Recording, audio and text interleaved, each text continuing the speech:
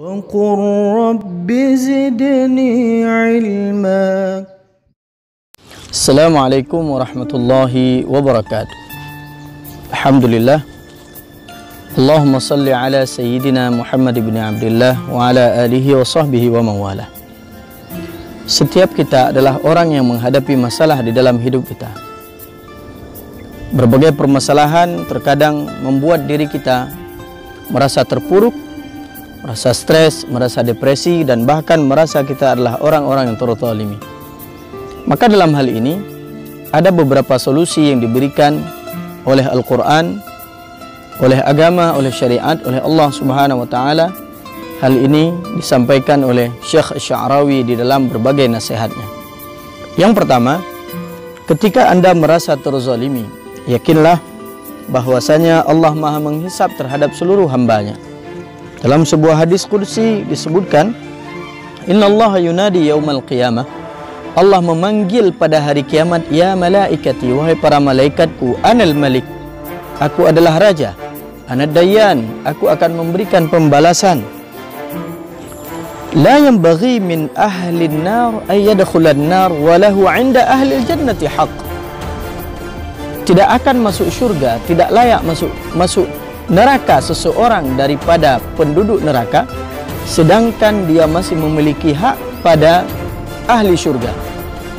Wala yanbaghi, dan tidak layak ahlul jannah, seorang penduduk surga, masuk ke dalam surga, yadkhulul jannah walahu 'inda ahlin nar haq, sedangkan dia masih memiliki hak terhadap ahli neraka, hatta aqussahu minhu, sampai aku mengkisasnya, sampai aku menghisapnya, sampai aku membalasnya, hatta latmah, bahkan satu tamparan saja, satu cubitan saja, ini akan dihitung oleh Allah Subhanahu wa Ta'ala dan akan dibalas dan dipertanggungjawabkan di hadapan Allah Subhanahu wa Ta'ala. Maka jangan pernah kita ragu terhadap pembalasan Allah kepada orang-orang yang telah menyakiti Anda dan kita semua. Kemudian yang kedua, laporkan setiap masalahmu kepada Allah. Jangan pernah lari dari masalah. Fa inna firaruka 'anil masail. Sesungguhnya larimu dari sebuah permasalahan itu tidak akan menyelesaikan permasalahan, akan tetapi membuat permasalahan itu akan semakin rumit untuk diselesaikan. Maka yang ingin disebutkan di sini yang kedua adalah sejauh mana usahamu untuk menyelesaikan masalah. Kemudian yang ketiga, Allah Maha menjawab segala doa dan panggilan daripada hamba-hambanya. Amman yujibul muqtar idza da'ah. Adakah yang menjawab orang-orang yang sedang di dalam keadaan susah ketika dia memanggil? Itulah Allah Subhanahu wa Ta'ala. Bahkan di dalam sebuah hadis disebutkan, ketika seluruh manusia, seluruh jin, seluruh penduduk langit dan penduduk bumi menadahkan tangannya ke atas meminta kepada Allah, permintaannya untuk diselesaikan oleh Allah, maka Allah akan menjawabnya.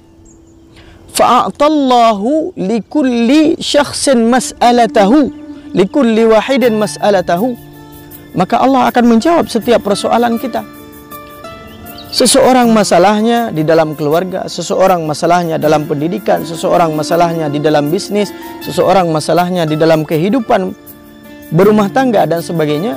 Mintalah kepada Allah. Allah akan memberikan setiap orang jawaban dan solusi terhadap masalahnya masing-masing. Maka jangan pernah ragu, karena Allah mengatakan ibarat sebuah benang yang dicelupkan ke atas air, maka begitulah seolah-olah Allah menggambarkan bagaimana Allah akan menjawab seluruh permasalahan kita tanpa kurang sedikit pun daripada kekuasaan Allah Subhanahu wa Ta'ala.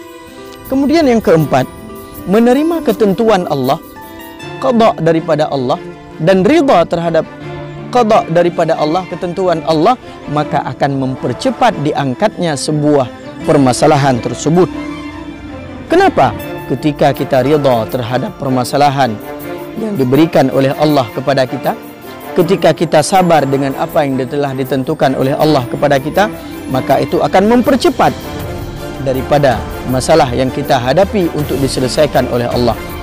Nabi Ibrahim, ketika diperintahkan kepada Nabi Ibrahim untuk menyembelih anaknya, itu sebuah masalah yang sangat besar, menyembelih anaknya. Akan tetapi Ibrahim bersabar, Ibrahim menyerahkan dirinya kepada Allah, Ibrahim menerima dan rida terhadap perintah Allah, sehingga Allah angkat masalah daripada Nabi Ibrahim. Disembelihnya Ismail digantikan wa fadainahu bidzibhin azim, dengan sesembelihan yang sangat besar yang lain. Maka setelah itu Allah berikan solusi kepadanya. Allah tambahkan kepadanya keturunan Nabi Ishak, Nabi Yaqub, wa kullan ja'alna nabiyya, dan seluruh mereka menjadi nabi dan menjadi keturunan, dan keturunan-keturunannya menjadi para anbiya dan para rasul. Kemudian yang terakhir, masalah itu harus dipandang dengan dua kacamata. Kacamata yang pertama, pandanglah masalah itu apabila dari diri kita sendiri, maka ada hal yang harus kita perbaiki di sini, di dalam hati kita. Ada hal yang harus kita perbaiki dari diri kita sendiri. Apabila masalah itu datang dari Allah ketika kita sedang taat-taatnya, kita diberikan musibah oleh Allah, maka ketahuilah setiap musibah tersebut memiliki hikmah yang sangat besar daripada Allah Subhanahu wa ta'ala. Maka hadirin yang dimuliakan oleh Allah, dengan kelima solusi tersebut, marilah kita meraih kemenangan, meraih solusi daripada setiap masalah yang kita hadapi. Serahkan semuanya kepada Allah. Allah Maha menghisap. Yakinlah kepada Allah Subhanahu wa ta'ala, karena Allah akan menjawab setiap persoalan yang kita hadapi dan akan memberikan solusi. Kemudian ingatlah bahwasanya Allah tidak kurang kekuasaannya ketika semua hambanya meminta solusi dan meminta petunjuk daripada Allah Subhanahu wa ta'ala. Karena kekuasaan Allah itu tidak pernah berkurang, tidak pernah bertambah, baik itu dengan ketaatan kita ataupun dengan kemaksiatan kita terhadap Allah. Lalu yang kita harapkan adalah solusi dari setiap masalah yang kita hadapi dari Allah Subhanahu wa ta'ala. Wallahu alam bissawab. Walhamdulillahi rabbil alamin. Assalamualaikum warahmatullahi wabarakatuh.